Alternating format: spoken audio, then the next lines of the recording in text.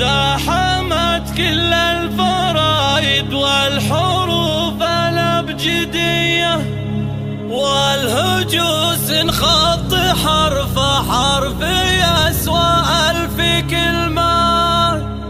يوم طلت بنت شيخ ذات عز ومقدرية، وصفها يستاهل ان القاف تعبيره يتمه.